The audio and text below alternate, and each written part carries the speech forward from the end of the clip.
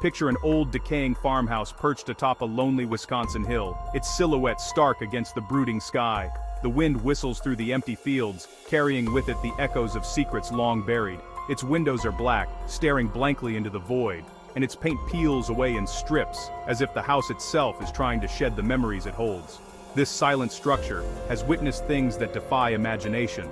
This was the home of Ed Gein, a name that may not be familiar to everyone, but whose dark legacy has left an indelible mark on the world of horror. The monsters he inspired, both on the silver screen and in our deepest nightmares, were born right here, in these shadowed rooms and creaking hallways.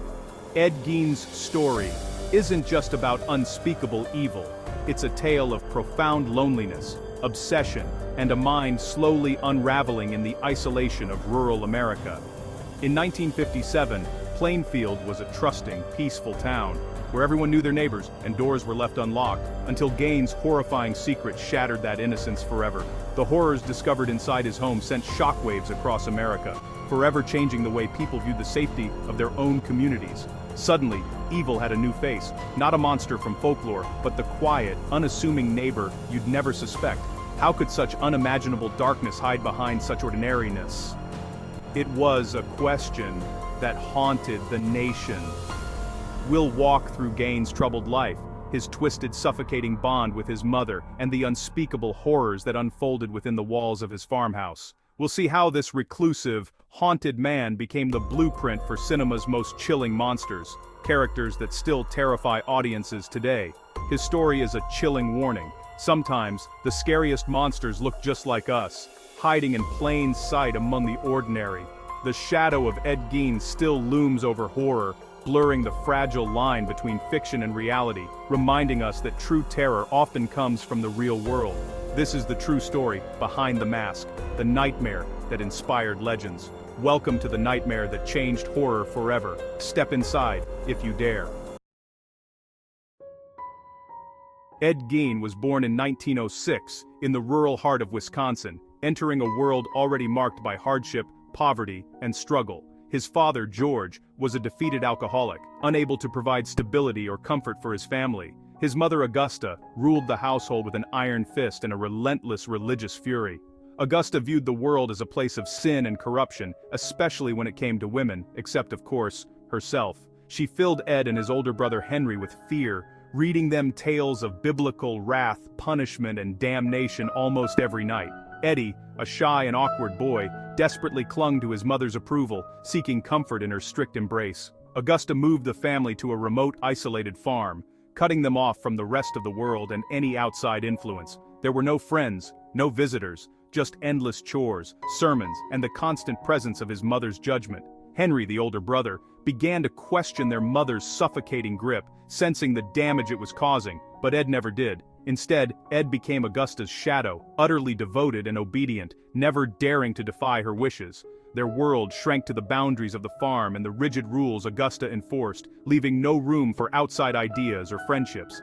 Ed's love for his mother was all-consuming, his very identity shaped and molded by her dominance and control. This suffocating bond between mother and son planted the seeds of darkness deep within Ed's mind. While Henry tried to break free from Augusta's grasp, longing for a life of his own, Ed only drew closer, unable to imagine a world without her. The stage was set for a tragedy that would echo far beyond the quiet town of Plainfield, Wisconsin, haunting its history forever. In this isolation, under the shadow of his mother's dominance, a monster was quietly, unknowingly made, one who would shock the world. Life on the Gein farm was relentless work and relentless control. Every day began before sunrise, with chores that seemed endless and a sense of unease that never faded. The isolation of the rural landscape only heightened the feeling of being trapped, with the outside world feeling impossibly far away. Augusta's word was law. Her sons' lives revolved around her rules and her wrath. She watched over every detail, from what they ate to what they read, ensuring her authority was never questioned. She preached that the world was evil, especially women, and that sex was shameful. Her sermons filled the house, echoing through the halls and shaping her sons' beliefs. Augusta's faith was rigid, her morality unyielding, and her warnings about sin were constant. Ed absorbed her hatred and fear. Growing up unable to trust or connect with others, he became withdrawn, his world shrinking to the boundaries of the farm and his mother's approval. Friendships were discouraged, and curiosity was punished. Henry, the older brother, began to rebel, confiding in neighbors about Augusta's tyranny. He saw the damage her control was causing and longed for a different life, one where he could make his own choices. Ed, ever loyal, reported Henry's doubts, deepening the rift. The brothers, once close, grew distant, their relationship poisoned by suspicion and Augusta's influence. In 1940, their father died, but little changed. Augusta remained the center of their world. The loss only tightened her grip as she became both mother and father, ruler and judge.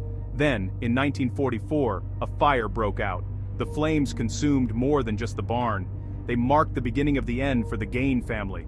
Henry was found dead, officially from smoke, but with suspicious bruises.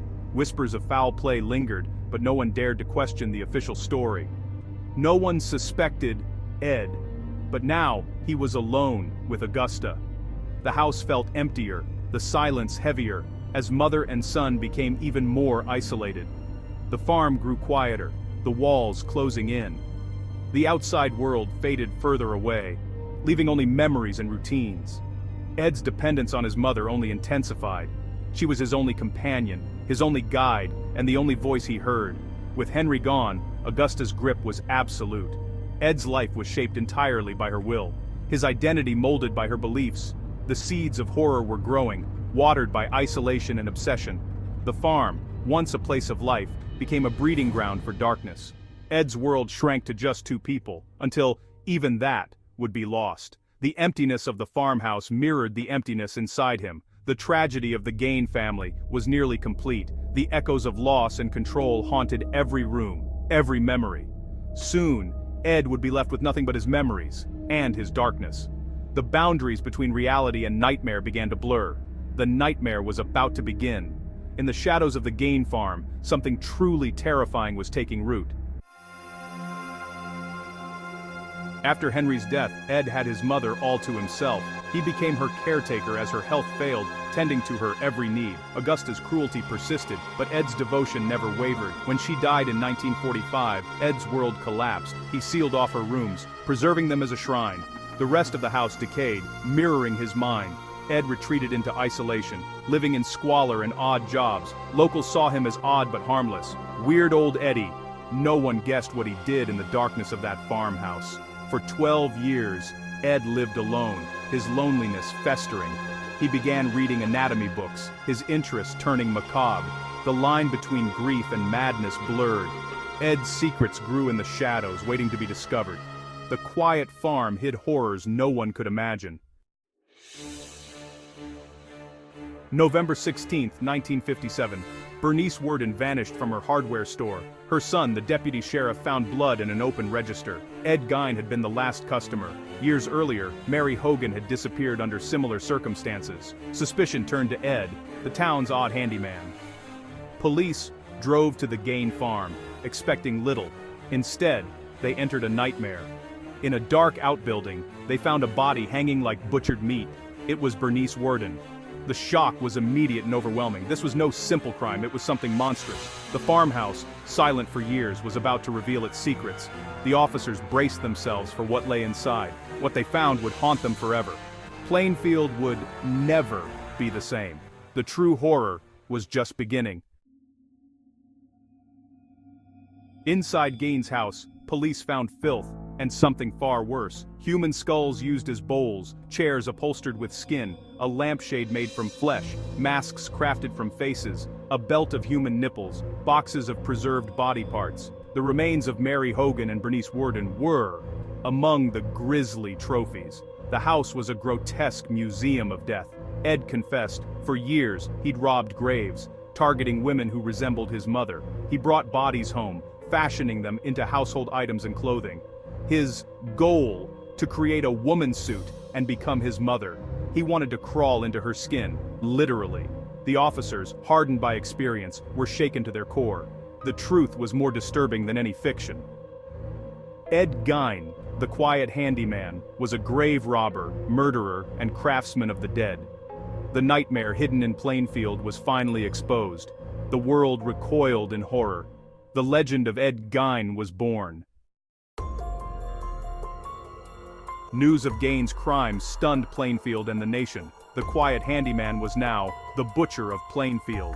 During interrogation, Ed was calm, describing his grave robbing in chilling detail. He confessed to 2 murders. The rest of his collection came from graves. Psychiatrists declared him legally insane, driven by a desperate need to resurrect his mother. Ed spent the rest of his life in a mental institution, dying in 1984. His house burned down, but his story endured. The line between man and monster had never been so thin. Ed Gein's story became the blueprint for modern horror. Robert Bloch's and Hitchcock's film brought Norman Bates, a Gein-inspired killer, to the world. The mother-obsessed, boyish murderer terrified audiences. In 1974, introduced Leatherface, wearing masks of human skin. Pure Gein. The film's grotesque furniture and rural terror echoed the Plainfield horrors. Even Buffalo Bill, making a woman's suit, was born from Gein's legacy.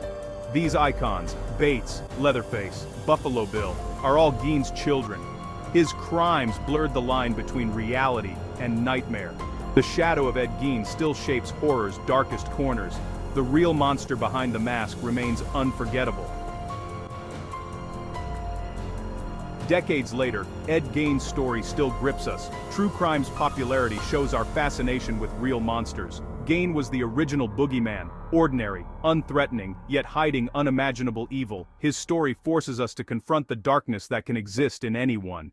We watch, read, and listen, trying to understand the unthinkable. True crime gives us a sense of control, a way to face our fears safely. Gein's tale is the ultimate horror, the monster next door. It reminds us that evil can wear any face. By studying monsters, we search for answers about ourselves. The shadow of Ed Gein lingers, daring us to look into the abyss.